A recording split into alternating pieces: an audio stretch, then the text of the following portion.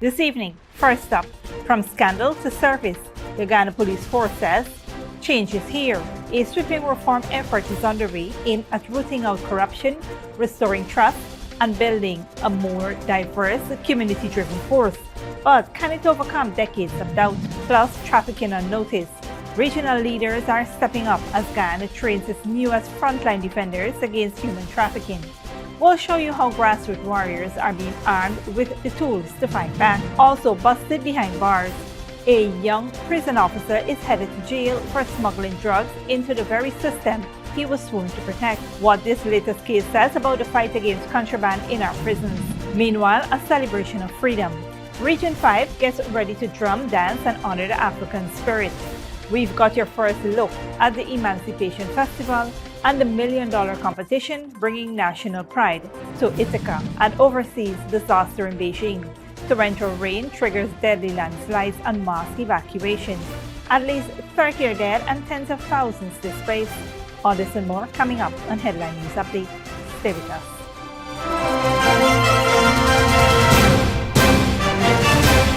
Welcome to this broadcast of Channel 2's Headline News Update for July 29, 2025. I'm Bibi Bacchus. Thank you for joining us. First up, the Guyana Police Force is undergoing a major transformation aimed at building a more accountable, professional, and community-focused service. In the latest episode of Safeguarding Our Nation, Deputy Commissioner Ravindranath Budram details sweeping reforms that are reshaping how officers are recruited, trained, and supported, all to restore public trust and strengthen national security. The present training has been modified to include gender-based training, domestic violence, computer training, and a whole host of other training. Budram said the Guyana Police Force is shifting to a more service-driven model, with officers now held to higher standards and better supported through scholarships, housing, and mental health services. Ethics and integrity training is now mandatory, and misconduct is being actively investigated and punished. The Deputy Commissioner of Police has reiterated the Guyana Police Force's strong commitment to rooting out corruption and misconduct within its ranks. He acknowledged public concerns about corruption, but stressed that the majority of officers are dedicated to serving the public with integrity. While there are some rogue elements within the force, majority of our officers are good officers, and they are here to serve the public. For this reason, we take this issue very seriously. We have done training in integrity and monitoring at all levels. If there is an allegation of misconduct, our Office of Professional Responsibility would investigate, and after advice is sought, action will be taken. He noted strides in diversity and inclusion with increased recruitment of more than 380 Indigenous officers now serving across hinterland regions. One area that I would like to highlight under the recruitment is diversity. 30 years ago when I joined the job, I've known of one Indigenous unit that was trained at the training school. And they did exceptional by winning a drill competition. After then, I did not see any other Indigenous unit at the training institution.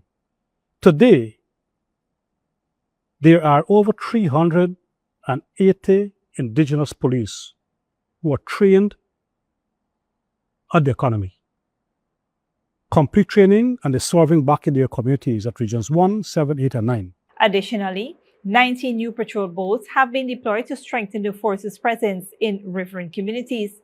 Budram further highlighted the rise in female recruitment, emphasizing the force's commitment to equal opportunity and greater gender inclusion. The women are given the opportunity to serve in all aspects and departments in the force. I want to be frank with you. Any young individual who wants to join the force, the opportunity that you're having now, we hadn't that 30 years ago. Once you are smart, disciplined, capable, and willing, The door is open for you. Come and join the force now. The episode highlighted over 450 active community policing groups and more than 85 youth groups, emphasizing the importance of grassroots partnership in crime prevention and rebuilding public trust. In other news, several regional leaders from across Guyana have completed a specialized focal point training aimed at boosting national resistance to human trafficking. The initiative, led by the Ministry of Human Services and Social Security's Counter-Trafficking in Person TIP unit, concluded on Saturday with participation from regions 1, 7, 8, 9, and 10. The training covered legislation, policies, and survivor support systems, empowering participants to serve as frontline defenders in their communities. These focal points are now equipped to identify, report, and help prevent trafficking-related activities, particularly in remote areas where crime often goes unnoticed. Minister of Human Services and Social Security Dr. Vinay Prasad expressed the importance of early intervention and community vigilance, stressing that the Counter-Trafficking in Persons Act targets not only perpetrators, but also those who enable or ignore trafficking crimes. The initiative reflects Guyana's growing focus on community-based solutions and marks a key step in protecting vulnerable populations and strengthening support for survivors. On a different note, a 21-year-old prison officer has been sentenced to 3 years and 6 months in jail after pleading guilty to smuggling drugs into the Lusignan prison. Marlon Malcolm, a resident of Letem, was charged on Monday with introducing narcotics into the prison and possessing cannabis for trafficking. He was arrested on July 24th and appeared at the Vigilance Magistrates Court before Senior Magistrate Senil Scarce. Malcolm pleaded guilty to bringing drugs into the prison and not guilty to possession for trafficking. He was sentenced for the first offense and fined $30,000. The case highlights ongoing efforts to crack down on contraband in Ghana's prison system. Stick around when we return. 2025 general elections, what the 6 main political parties are promising voters, and Region 5 to host 3-day Emancipation Festival.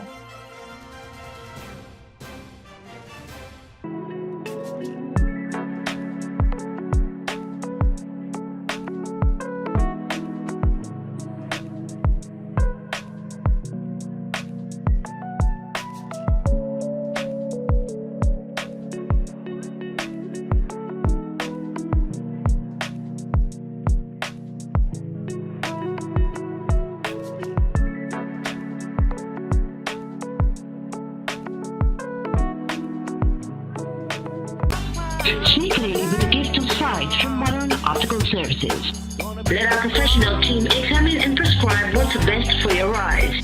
Common smiles make fashionable faces. See us for a full line of optical services, including brand name and prescription eyewear.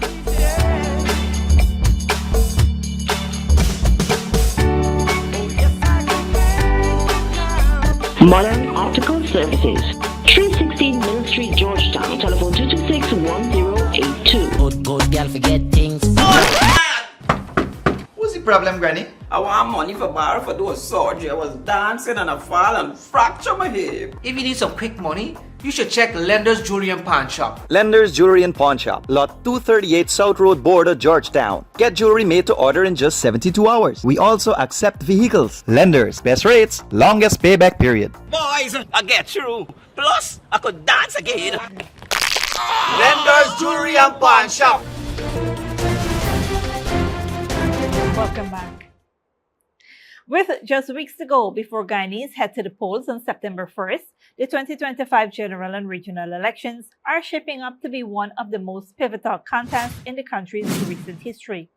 As economic transformation, social equity, and governance take center stage, 6 political parties have unveiled competing visions, each hoping to capture the public's confidence and lead the nation into its next chapter. The incumbent People's Progressive Party, PPP, headed by President Dr. Mohamed Irfaan Ali, vows to maintain economic growth, expand infrastructure, and further create new jobs with a focus on energy diversification, youth empowerment, and education reform. Opposition, a partnership for national unity headed by Aubrey Norton, promises a people-centered development strategy to tackle the cost of living, raise household incomes, and guarantee full employment and social justice. Alliance for Change, AFC, headed by Attorney-at-Law Nigel Hughes, is focusing on anti-corruption, constitutional reform, and economic diversification beyond oil, while pushing for stronger governance and equitable development. Forward Movement Guyana, FMG, led by Amanza Walton Desir, promises every citizen a life of dignity, free from shackles of poverty, corruption, fear, and inequality, where shared diversity is embraced and government works for the people. Assembly of Liberty and Prosperity, ALP, headed by former Member of Parliament Simone Brooms, aims to offer an alternative to Guyana's traditional political landscape. It promises to be the voice of the voiceless while confronting poverty, corruption, crime, domestic violence, discriminatory practices, and injustice. We Invest the Nationhood Win, headed by businessman Azruddin Mohammed, outlines a vision for a healthier, more innovative, and more empowered Guyana through innovation, wellness, and inclusive governance. It focuses on health, education, and tech-driven public service reform, promising transparent leadership and citizen empowerment. As the countdown to September 1st is fast approaching, the future of Guyana hangs in the balance. In a defining moment for democracy, voters now hold the power to choose the path that will shape the nation's destiny, whether it be continuity, bold reform, or a break from tradition. The choice will echo for generations to come. Moving on, Region 5 will come alive this week with a vibrant 3-day Emancipation Festival commemorating 187 years since the abolishment of slavery in Guyana. Kicking off on July 30th in Ithaca Village, Berbice, the event will honor a promise made by President Dr. Mohamed Irfan Ali at last year's Hope Town soiree. The celebration will include a farmers' market day, showcasing local produce and crafts, alongside cultural exhibitions of African art, fashion, and performances. Director of National Events, Andrew Tyndall, said, "The event is open to the public and it's a great way to support our farmers while immersing yourself in the rich history and culture of Ithaca." On Thursday, July 31st, the popular Hope Town soiree returns to 4th Wellington Secondary School, beginning with a candlelight parade featuring African drummers and marching bands. The festivities will wrap up on August 2nd with the National African Drumming Festival, where 20 groups will compete for a $1 million grand prize. Awards for Best Dressed Family, Teenager, and Best African Head Wrap will also be presented. Tyndall encouraged all Guyanese to join the celebration and honor the strength, culture, and legacy of the African community. Don't go away after the break. EU-US trade deal brings relief but leaves Europe bitter. And UN summit pushes for a two-state solution amid US-Israel boycott.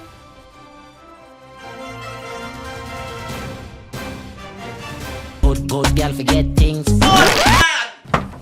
What's the problem, Granny? I want money for borrow for those surgery. I was dancing and I fall and fracture my hip. If you need some quick money, you should check Lender's Jewelry and Pawn Shop. Lender's Jewelry and Pawn Shop, Lot 238 South Road Border, Georgetown. Get jewelry made to order in just 72 hours. We also accept vehicles. Lender's, best rates, longest payback period. Boys, I get through. Plus, I could dance again.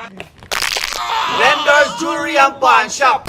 Sneakily with a gift of sight from Modern Optical Services. Let our professional team examine and prescribe what's best for your eyes.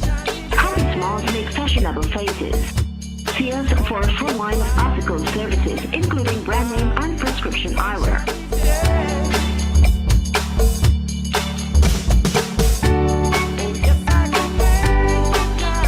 Modern Optical Services, 316 Mill Street, Georgetown. Telephone 226-1082. Welcome back. Now we take a look at what's happening in the region and around the world. Haitian lawyer and political figure Andre Michel was blocked from boarding a U.S.-bound flight on July 26 after reportedly being informed at Cap Haitian Airport that his visa had been revoked. No official reason has been given, but Michel is believed to be among the Haitian elites accused of contributing to national instability. Later, he announced his bid for Haiti's presidency, pledging to prioritize security and gang elimination. His announcement has drawn mixed reactions. Meanwhile, in Europe, European financial markets breathed a sign of relief as the US and EU averted a full-blown trade war, though European leaders criticized the lopsided deal. Al Jazeera's Steph Weston reports. A sigh of relief from the financial markets after a trade war between the United States and the European Union was averted, at least for now. But nobody in Europe is celebrating what Donald Trump described as the largest trade deal ever. On behalf of industry, I would like to start by saying that this is obviously not a good day for us as representatives of German industry. Because this deal is a blow to our bottom line, we are facing tariff levels that we have never seen before. The agreed 15% is a bitter pill to take for producers around Europe, but better than 30% Trump threatened if no deal was agreed before August 1st. Germany, Europe's largest car exporter, claimed a small victory because tariffs on exported cars to the US will go down from the 25% the automobile industry has been paying since April. French leaders have called the deal outright unbalanced. Besides higher tariffs, the EU has committed to a $750 billion purchase of oil and military products and $600 billion investment in the American market.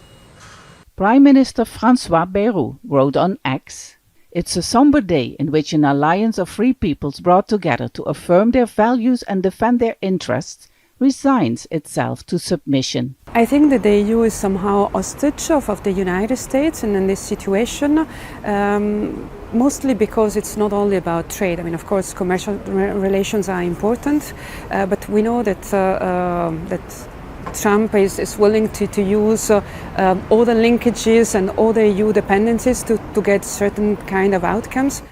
A lot is still unclear on the fine details of the deal. Exemptions will be made for aircraft and aircraft parts and agricultural products, but spirits and wine, important for France and Italy, have yet to be mentioned.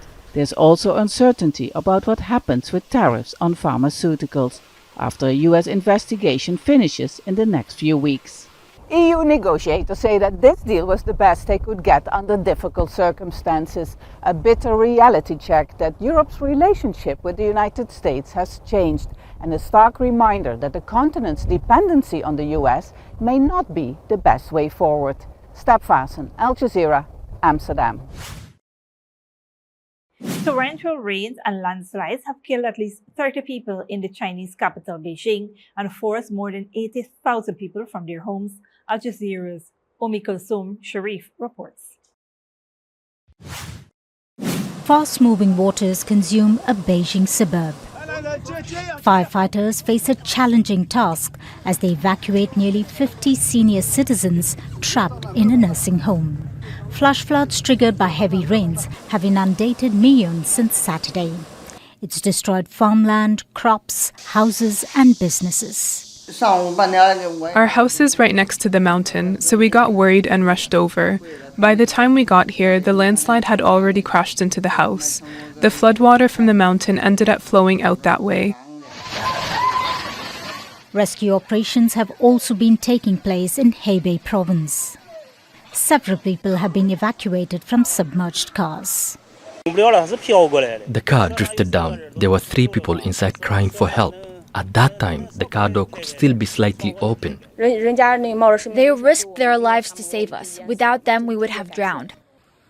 Heavy rains have battered northern China in the past few days. A year's worth of rain in the capital in this time has led to widespread floods. President Xi Jinping has urged all-out efforts to ensure the safety of people and property. With more rains expected in the coming days, authorities issued the highest level flood alert on Monday, urging people to stay indoors. Kulsum Sharif, Al Jazeera.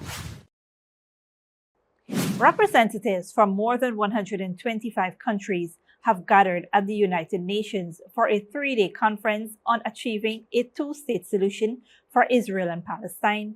Al Jazeera's Gabriel Alonso reports. A day-long conference at the UN an attempt to kickstart a new global push for the implementation of a two-state solution between Israel and Palestine. France is ready to fully recognize the state of Palestine and will do so in the month of September. This is to build a new alliance between the people in the region based on justice, mutual recognition, and shared humanity, and to close the terrible chapter on war and to open a long-awaited chapter on peace. 22 months since Israel's war on Gaza began and Israel's ongoing expansion of illegal settlements in the occupied West Bank, there is urgency to take action before a Palestinian state could be geographically impossible. UN Secretary General Antonio Guterres said steps need to be taken to avoid that outcome. Immediately ending violence, immediately ceasing annexation and settlement activities as called by the International Court of Justice, rejecting the forced displacement of the Palestinian population from any part of the occupied Palestinian territory. Neither Israel or the United States participated in the conference. Washington put out a statement calling it an ill-timed publicity stunt. But in a press conference, Saudi Arabia's foreign minister said the U.S. plays a crucial role. I'm firmly in the belief that U.S. engagement, and especially the engagement of President Trump, can be a catalyst for an end to the immediate crisis in Gaza and potentially a resolution of the Palestinian-Israeli conflict in the long term. Qatar's prime minister, playing an instrumental role in the Gaza ceasefire negotiations, says the conference needs to bear results. We hope that this conference would represent a turning point that would lead to tangible commitments, not just statements, and would pave the way towards practical steps, towards the implementation of the two-state solution. Notably, the UK and Germany are two countries that have yet to recognize a Palestinian state. They are both under increased pressure now to do so. And that was in part the purpose of this conference. The recognition of a two-state solution is not just an aspirational goal talked about at conferences, but something that can actually be implemented. Gabriel Zondo, Al Jazeera at the United Nations in New York. This brings us to the end of our regional and global news coverage. Up next is the further weather forecast.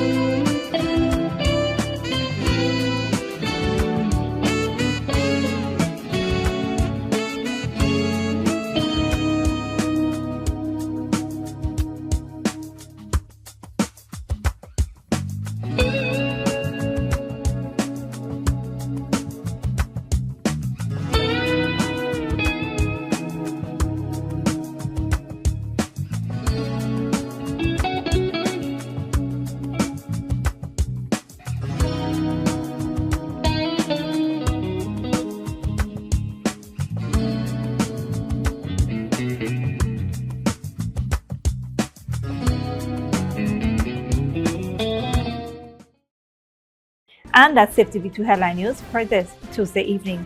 As we take our leave, we invite you to follow us on Facebook and YouTube. You can tune in tomorrow at 6:30 a.m. for a rebroadcast and at 7 p.m. for more news. Until then, please take care of yourselves and each other.